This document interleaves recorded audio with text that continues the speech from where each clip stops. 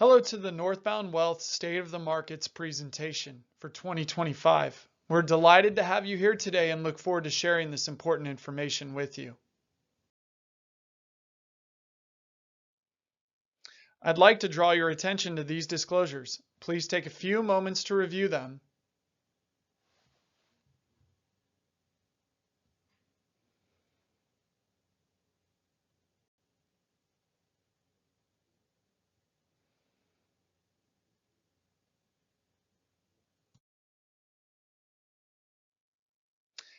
As you can see, we're going to focus on four key questions.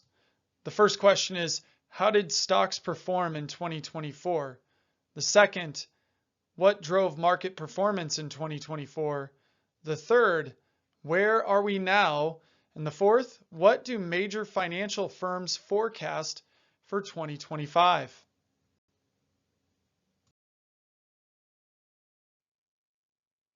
Let's begin with a look back at Wall Street analysts' initial predictions for the stock market's performance in 2024, how stocks actually performed in 2024, and some of the factors that drove that performance. The S&P 500 closed at 5,881.63 at the end of 2024, a gain of 23.31% above most optimistic expectations of the major Wall Street analysts. There may be several reasons for this. One reason may have been widespread concern among economists that a recession loomed in 2024, which didn't materialize. Other Wall Street strategists were concerned about valuations, while some felt that corporate earnings were likely to disappoint. All of this sounds familiar, but it's because many of the same dynamics were in play in 2023, another year in which market strategists also underestimated how well the stock market would perform. Remember, the S&P 500 Composite Index is an unmanaged index that is generally considered representative of the U.S. stock market. Index performance is not indicative of past performance of a particular investment. Individuals cannot invest directly in an index. Past performance does not guarantee future returns. The return and principal value of stock prices will fluctuate as market conditions change, and shares, when sold, may be worth more or less than their original cost. Also, forecasts are based on assumptions and are subject to revisions over time. Financial, economic, political, and regulatory issues may cause the actual results to differ from expectations expressed in the initial forecast.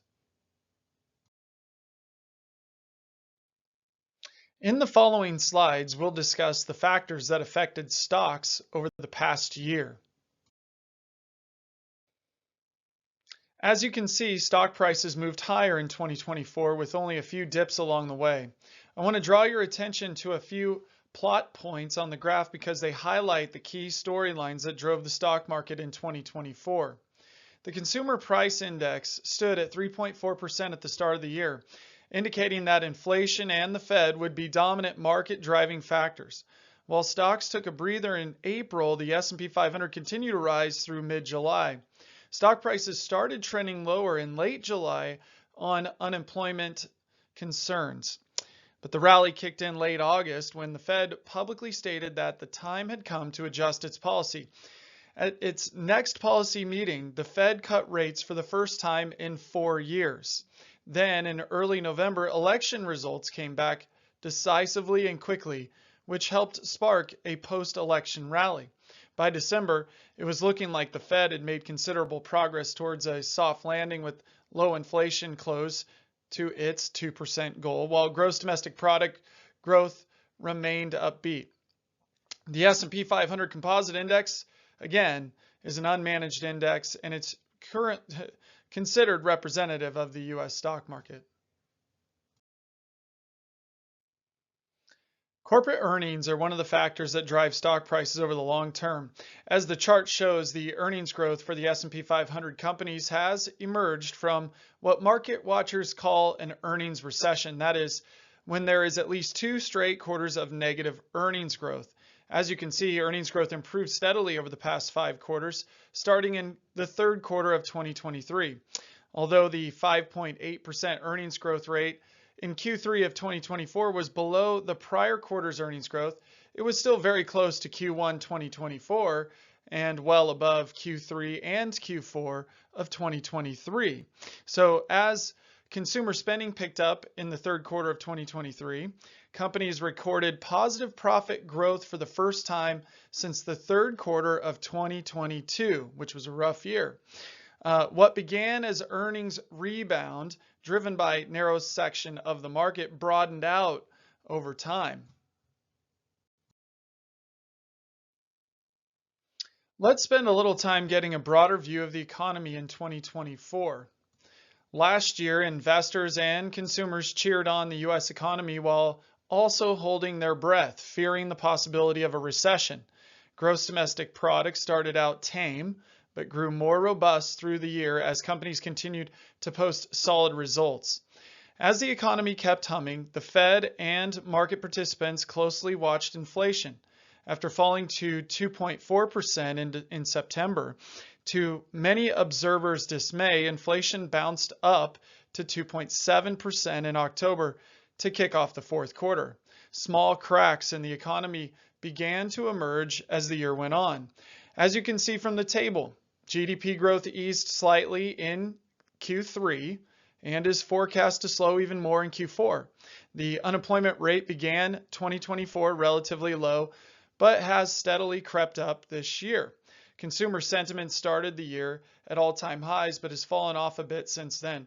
And while home builder sentiment has fallen off each quarter since the start of the year, more inventory and lower mortgage rates have helped sentiment stage a modest rebound in the fourth quarter. Despite these down-sloping trends, the good news is that many of these measures remain strong by historical standards. While the pace of inflation has ticked up slightly, it's still historically low. Consumer sentiment remains strong, and as does home builder sentiment. In 2025, as the Fed has signaled its dual mandate of keeping an eye on both inflation and jobs, so expect the Fed to focus on both in 2025.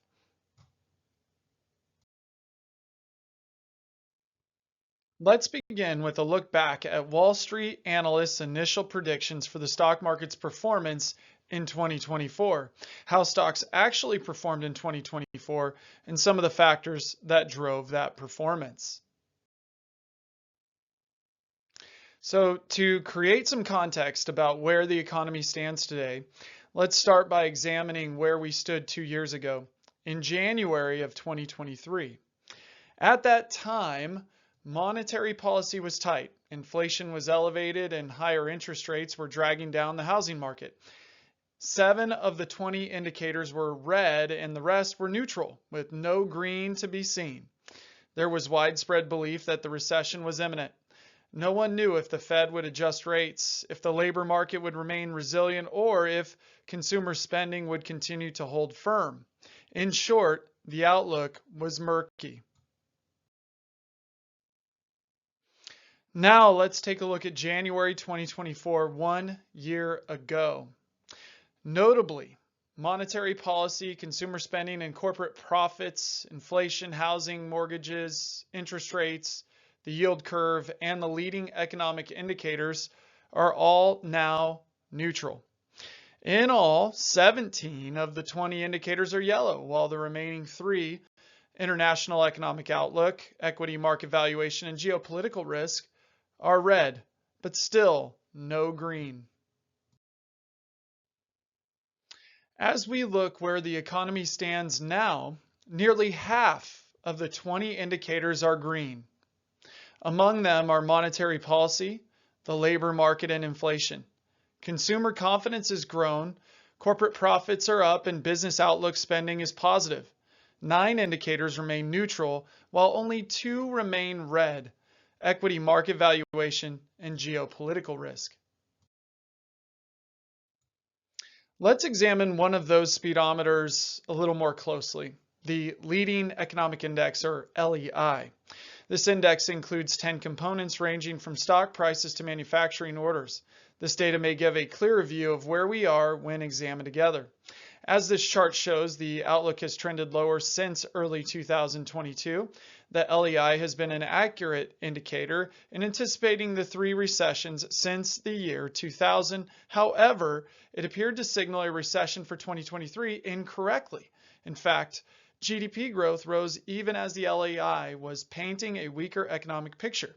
In November 2024, the LEI posted its first monthly gain in over 2.5 years. It's too soon to tell if this upward trend will continue in 2025, however. The Conference Board, which published the LEI, cites a number of factors that underscore the indicator's direction, including a rebound in building permits, higher stock prices, improvement in average hours worked in manufacturing, and a drop in initial unemployment claims. So while no economic indicator is ever 100% perfect in predicting the economic future, the LEI remains an important input into developing our views about the economy in the coming months. Remember, past performance is not an indicator of future direction.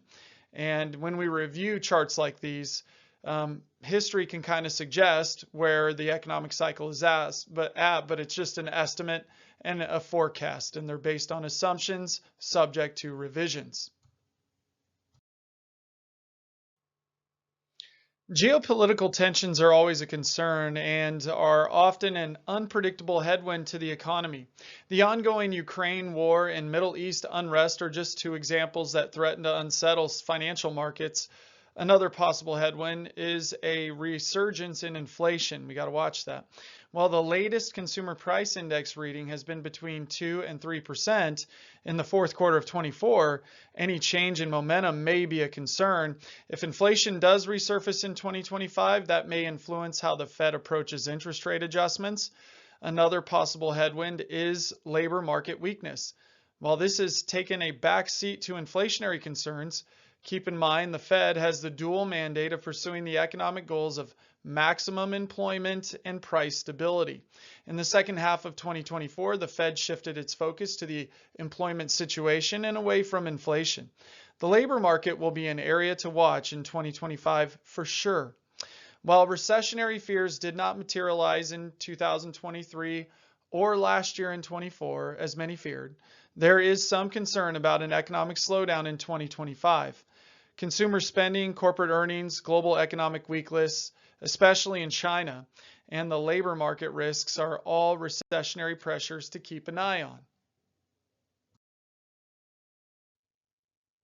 There are a number of potential tailwinds that may support the financial markets in 2025. One possible tailwind is artificial intelligence, or AI. While AI was a steady influence in 2024, some see continued interest in AI throughout 2025. There are a couple of reasons. First, AI-related concepts have more room to broaden out across the economy. While most of 2024's AI was driven by tech companies, in 2025, many expect advances in industries outside of Silicon Valley. Second, if AI turns out to represent a quantum leap akin to the Industrial Revolution, there may be a lot more room for growth, especially if AI drives productivity. Another potential tailwind may come from a jump in the form of improving corporate profits as companies across all sectors and industries embrace AI. It's hard to think of tailwinds without thinking of the Federal Reserve and its shift to monetary easing last year. As the effects of looser money supply continue to filter through the economy, Fed policy could be a potential tailwind in 2025. Before discussing the 2025 forecasts, let's examine this chart to see where stock prices trend against historical averages. The most common way to do this is to look at the PE, or the price to earnings ratio, which measures investors' willingness to pay for a company's earnings. Looking at the dotted line in the middle, you can see that the PE ratio for the last 30 years is on average 16.90. You can also see that the PE moves quite a bit, with a peak near 1999 and a trough in 2008. The chart shows that the PE ratio was over 22 by the end of November. Does that mean stock prices will head lower or climb in the months ahead? While a PE of 22.2 is more than one standard deviation above the 30-year average, it's still a difficult question to answer. But it's fair to say that past performance doesn't guarantee future results, and the return on principal value of stock prices will fluctuate as market conditions change. So what are the forecasts for 2025? Let's begin with a look back at Wall Street analysts' initial predictions for the stock market performance in 24 and how stocks actually performed in 24 and some of the factors that drove that performance.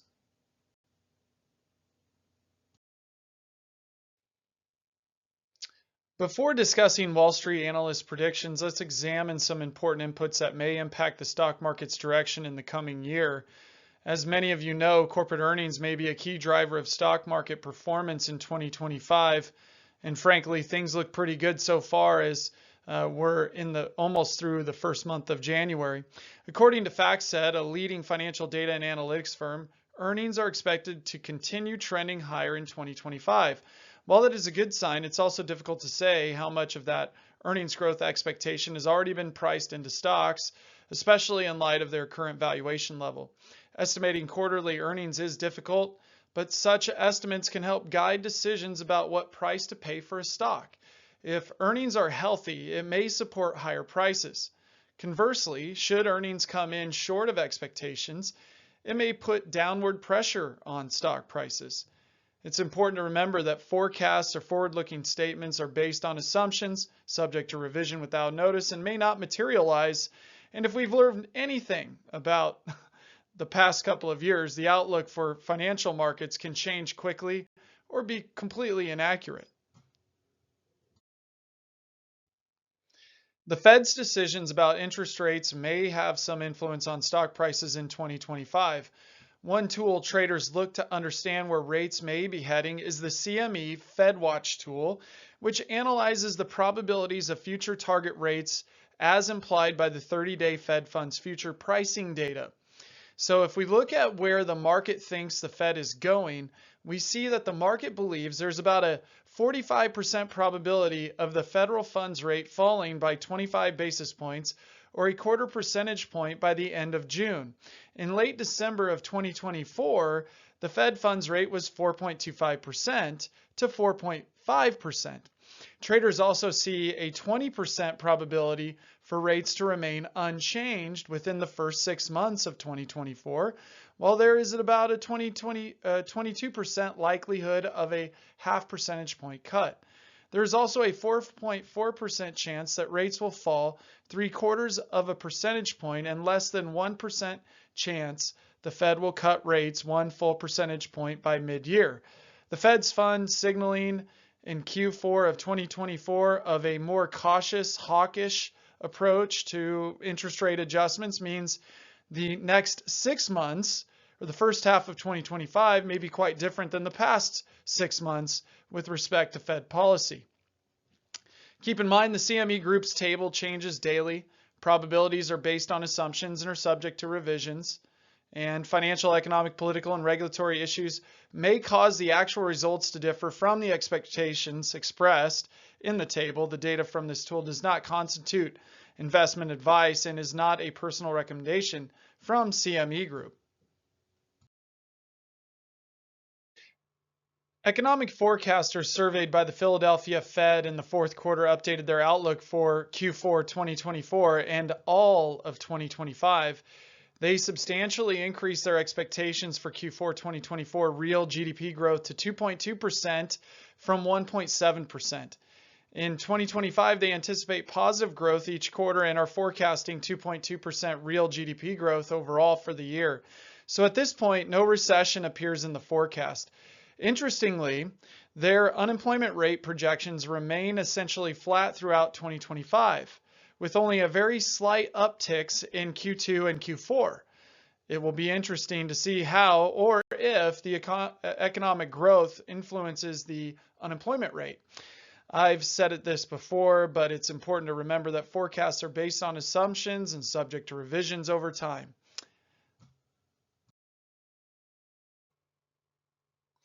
Aside from interest rates and inflation, one of the most critical factors that may decide how the economy and the stock market do in the new year is the health of the consumer. So consumer spending represents about 2/3 of the American economy. And if consumers pull in their spending in 2025, it could have consequences for the markets. Now, looking at Q4 earnings for a lot of companies, that's not the case. As we see in the chart, the amount of liquid wealth has declined over time, while credit card delinquencies have trended higher. Will the combination of shrinking liquid net worth and the rise in credit card delinquency influence consumer spending habits? That's difficult to answer, but the consumers have been known to surprise the experts, and frankly, I don't think that's going to happen. Among the biggest questions investors have heading into 2025 are, at which meetings might the Fed adjust interest rates, and does the Fed still see inflation as a concern, or has its focus shifted to unemployment? I will tell you that today, on January 29th, the Fed did have a meeting, and they're not going to be in a hurry, to quote Jerome Powell, to lower interest rates. So, as the Federal Reserve strives to meet its dual mandate of maximum employment and stable prices for the American people in 2025, the FOMC meetings are where those decisions will be made, so we'll be tracking that information very closely. So, what are the major financial firms forecasting for domestic stock prices in 2025? Analysts are predicting a relatively bullish year for stocks in 2025. However, unlike the past 2 years, you'll notice a tighter range in these forecasts, running from 6,500 to 7,000 on the S&P 500. The S&P 500 closed at 5,881 on December 31st, 2024. This tighter range of sentiment may be attributed to many of a variety of issues. Will geopolitical tensions hold back the market momentum? Will the Fed continue to adjust rates or tap the brakes until it is more confident that inflation is under control? Will the economy see a soft landing or slip into recession? How will corporate reports look in 2025?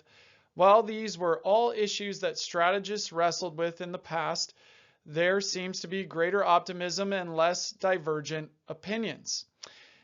Also, with the Trump administration in, there's some concerns about the way they approach the economy, which is what the Fed is kind of politically engaging in as they see the inauguration happen on January 20th, and a lot of agency appointees going through the approval process. So it'll be interesting to see how this all plays out. Remember, this particular picture includes a forecast. So it's important to remember that forecasts are based on assumptions subject to revisions and can change at any time. And there's a lot of different particular attributes that go into this forecast. So keep that in mind. All right, so anyone that knows me understands that I love discipline. I want to end our discussion with a word on the importance of investment discipline, or sticking with your investment strategy. The potential of stocks to help build wealth over the long term may be challenged when investors move in and out of the financial markets. If we look at this image, we see a direct correlation to the probability of having positive gains in stocks with the time such investments are held. So, for instance, over the last 96 years, 73% of all one-year periods had positive returns.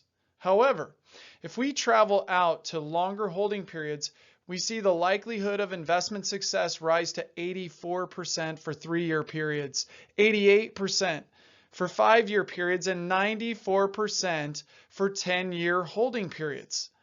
In this illustration, stocks are represented by the S&P 500 Composite Index, an unmanaged index considered representative of the overall U.S. stock market. Index performance is not indicative of the past performance of particular investments. Past performance does not guarantee future results, and individuals cannot invest directly in an index. Stock prices, return, and principal value will fluctuate as market conditions change, and shares, when sold, may be worth more or less than their original cost. What can you do in 2025 to move closer to your goals? Here are some action items. If your life or personal situation changes, keep us in the loop. We want to hear about important family events like births and deaths. We also care about health issues, employment changes, and financial developments that may change your situation. If you find yourself thinking about new goals or reevaluating your priorities, share your thoughts with us so that we can help you pursue the life you most desire. On top of specific adjustments in your financial life, we also want to know how you feel about investment changes. These could be details like risk tolerance shifts or environmental concerns. Finally, review your estate documents, beneficiary designations, and other paperwork to ensure they're all up to date. A well-organized estate is one of the best gifts you can give to your family. We're here to discuss any financial questions or worries you may have. Our priority is always to help you make informed decisions and stay on track. Throughout 2025, we will focus on delivering the following. We'll keep you informed throughout regular communication. We'll manage your investments according to your personalized strategy. That is, if we have a client agreement in place and we're managing your money. And we'll remain abreast of economic factors and adjust accordingly. And if you're not a client of ours, hopefully we'll provide some insight and education and information on the Northbound Wealth podcast on a weekly basis throughout the year. So check that out on Apple, Spotify, anywhere you listen, YouTube, podcasts, things like that. We're there providing personal finance and investment information and education. So go ahead and check that out, but we'll keep going to the next segment.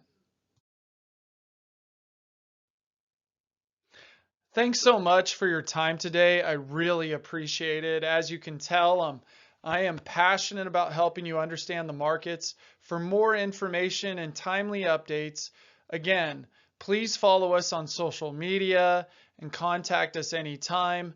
The Northbound Wealth podcast is a great way to do it, or you can go to our website at www.northboundwealth.com. And you can reach us at 317-399-1107 on the phone.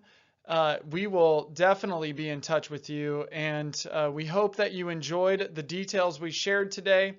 And if you have any questions, we'd love to get an email from you. You can send us an email at info@northboundwealth.com, info@northboundwealth.com. And again, as a reminder, check out our podcast, the Northbound Wealth podcast, hosted by me, Brent Foster, and I go over a lot of financial information every week. And with that, have a great week, month, year. 2025 is going to be awesome. So enjoy and cheers. Thanks for listening.